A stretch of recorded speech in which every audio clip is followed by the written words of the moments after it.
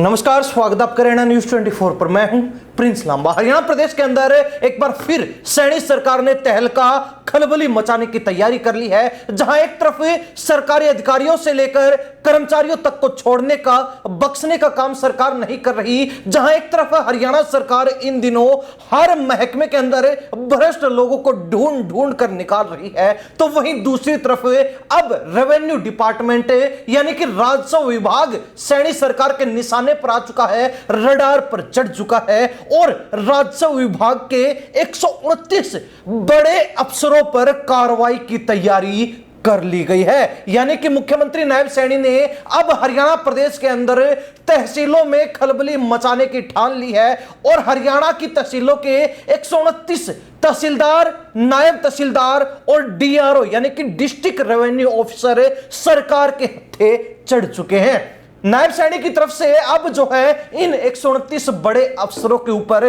कार्रवाई को मंजूरी दे दी है। पिछले दिन आपको ध्यान होगा कि हमने बताया था तहसीलों पर बड़ी गाज गिरने वाली है, तहसीलों पर हरियाणा सरकार की बड़ी रेड पड़ने वाली है, बड़ा छापा पड़ने वाला है, तो वो छापा पड़ चुका है। जो फाइल 129 भ्रष्ट अफसरों की सरकार को कार्रवाई करने के लिए, चार्जशीट करने के लिए भेजी गई थी, उस पर मुख्यमंत्री नायब सैनी ने हरियाणा सरकार ने मंजूरी दे दी है और यह बात स्पष्ट कर दी है कि इन 129 भ्रष्ट अफसरों में से कोई भी बचना नहीं चाहिए, कोई भी छूटना नहीं चाहिए। अगर बिना कार्रवाई किए कोई भी अफसर छोड़ दिया तो खैर नहीं होगी और उन्हीं 129 अफसरों पर अब गाज गिराने की तैयारी कर ली गई है। यह पूरा मामला क्या है, एक बार फिर आपको विस्तार से समझाते हैं। ये जो 129 भ्रष्ट अफसर सरकार के निशाने पर आ चुके हैं, जिनकी नाम सहित सूची बन चुकी है। हालांकि इस बार इन भ्रष्ट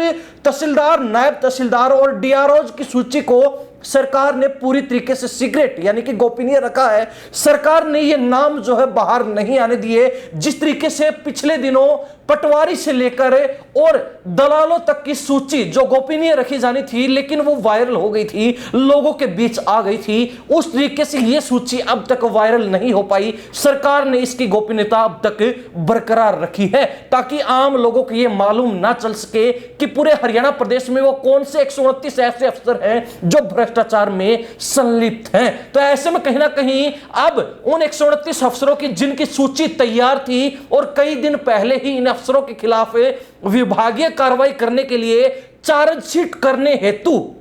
फाइल जो है मुख्यमंत्री के पास हस्ताक्षर के लिए भेज दी गई थी, तो अब मुख्यमंत्री नायब सैनी की तरफ से चार्जशीट दायर करने को लेकर हस्ताक्षर कर दिए गए हैं, परमिशन दे दी गई है, मुख्यमंत्री ने इजाजत दे दी। तो अब जो है 129 इन अफसरों का बचना मुश्किल ही नहीं, नामुमकिन हो गया है। अब आपको यह बता देते हैं कि इन अफसरों पर गाज कैसे गिरने वाली है। उसके लिए भी सरकार ने एक अलग प्रक्रिया रखी है। आपको बता दें कि सरकार यहां पर सबसे ज्यादा भ्रष्ट अफसरों को अलग छांटने का काम करेगी और उसके बाद भ्रष्ट अफसरों को अलग छांटने का काम करेगी। सरकार ने प्रावधान रखा है कि 50 या फिर इससे ज्यादा गलत रजिस्ट्रियां करने वाले, गलत तरीके से रजिस्ट्रियां करने वाले तहसीलदारों को, अफसरों को सरकार छोड़ने वाले नहीं है। उनके खिलाफ 7A कानून के तहत कार्रवाई की जाएगी, जो कि इन अफसरों के खिलाफ सबसे सख्त और कठिन कार्रवाई होने वाली है। इसमें उस अफसर को जबरदस्ती रिटायरमेंट भी किया जा सकता है, यानी कि उसकी सेवा पूरी की जा सकती है और उसको जबरदस्ती सेवानिवृत्त किया जा सकता है। तो वहीं दूसरी तरफ उसकी जो इंक्रीमेंट है यानी कि जो बढ़ोतरी है उस पर रोक लग सकती है, लाल पेन से उस पर काटा मारा जा सकता है। इसके अलावा उस अफसर को डिमोट भी किया जा सकता है, यानी कि उस अफसर को जिस रैंक पर वो है उससे नीचे रैंक पर जो उसको भेजा जा सकता है। और कहीं ना कहीं अगर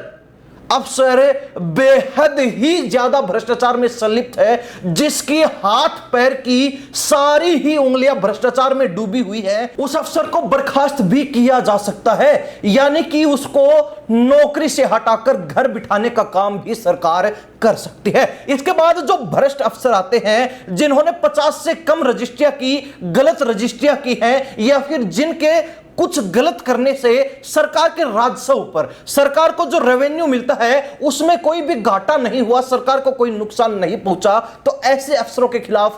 कानून 8A के तहत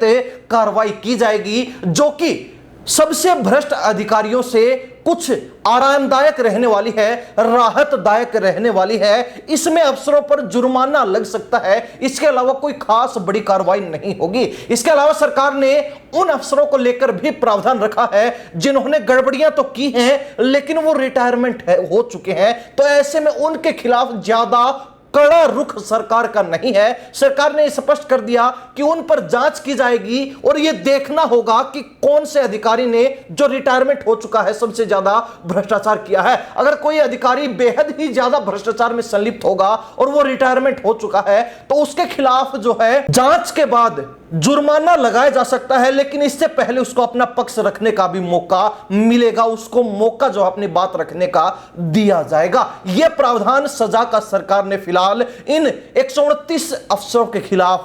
रखा है। हालांकि गौर करने वाली बात यह है कि ये जो मामला है, ये जो गड़बड़ियों वाला मामला है, गलत रजिस्ट्रियों का ये जो घोटाला है, गड़बड़ झाला है, वो अब का नहीं बल्कि कोविड-19 यानी कि 2020 के लॉकडाउन से चला रहा है। पहले भी हरियाणा सरकार के द्वारा, बीजेपी सरकार के द्वारा ऐसे ही 232 अफसरों के खिलाफ, कर्मचारियों के खिलाफ एसआईटी गठित करके कार्रवाई करने का काम शुरू किया गया था, लेकिन उस समय सरकार पर दबाव था, पॉलिटिकल प्रेशर था और अफसरशाही भी इस मामले को लेकर हावी हो गई थी, जिसके चलते सरकार को अपने कदम पीछे खींचने पड़े थे, सरकार को पीछे हटना पड़ा था और उन भ्रष्ट लोगों के खिलाफ कार्रवाई नहीं हो पाई थी। आपको बता दें कि जब पहले सरकार ने 2020 में कार्रवाई करने का काम किया था, शुरुआत की थी, उस समय 232 लोग फंस गए थे जो राजस्व विभाग से जुड़े हुए थे। इसमें आपको बता दें कि तहसीलदार, नायब तहसीलदार और इनके अलावा कानूनगो,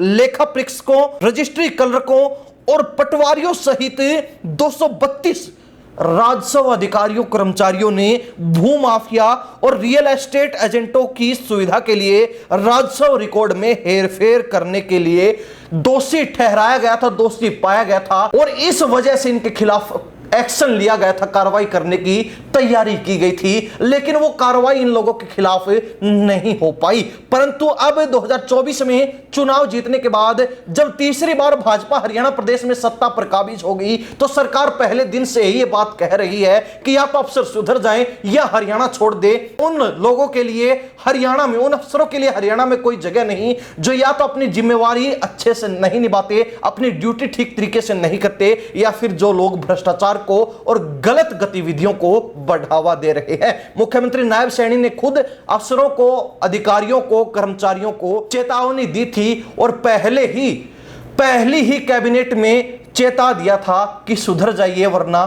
ठीक नहीं होगा। लेकिन अब सरकार जो उस चेतावनी को धरातल पर लागू करके और उन अफसरों को लाइव एग्जाम्पल बनाकर सबके सामने उदाहरण पेश करने का काम कर रही है कि इन अफसरों के खिलाफ जो एक्शन लिया जा रहा है वो कल किसी दूसरे विभाग में अन्य अफसरों और कर्मचारियों पर भी लिया जा सकता है। इसलिए इनको देखते हुए समय रहते सुधर जाओ वरना कल को किसी दूसरे विभाग का नंबर लग सकता है, कल को कोई अन्य कर्मचारी और अफसर सरकार के हत्थे चढ़ सकता है। अभी फिलहाल के लिए 129 जो तहसीलदार, नायब तहसीलदार और डीआरओ हैं वो सरकार के निशाने पर आ चुके हैं। सरकार ने उनके खिलाफ चार्जशीट के लिए मंजूरी दे दी है और अब जो है उनके खिलाफ चार्जशीट दायर करने के बाद जांच होगी और जांच के बाद तमाम 129 अफसरों को घर बिठाने की तैयारी कर ली है। हालांकि सरकार के इस फैसले के बाद जहां हरियाणा प्रदेश के राजस्व विभाग में हड़कंप मचा है तो वहीं दूसरी तरफ तहसीलों तक में खलबली मच चुकी है और अफसरों के पसीने छूट रहे हैं कि किसका नंबर उस लिस्ट में आने वाला है जिसमें भ्रष्ट अफसरों के नाम जोड़े गए हैं, लिखे गए हैं, जिसमें उन भ्रष्ट अफसरों के नाम शामिल है। तो ऐसे में हर अफसर जो है अब मारा फिर रहा है, डरा सहमा घूम रहा है और सभी अफसरों के पसीने छूट रहे हैं। मुख्य रूप से तहसीलदार, नायब तहसीलदार और डीआरओ इस सूची के बाद और इस एक्शन के बाद फंसने वाले हैं, घिरने वाले हैं और उनके ऊपर गाज गिरने वाली है। हरियाणा प्रदेश की जनता सरकार के इस रवैये को लेकर, इस रुख को लेकर और इस एक्शन को लेकर क्या राय रखती है कमेंट के माध्यम से जरूर लिख दीजिए। इन्हीं सब बातों के साथ मैं प्रिंस लांबा, हरियाणा न्यूज़ 24। नमस्कार, जय हिंद।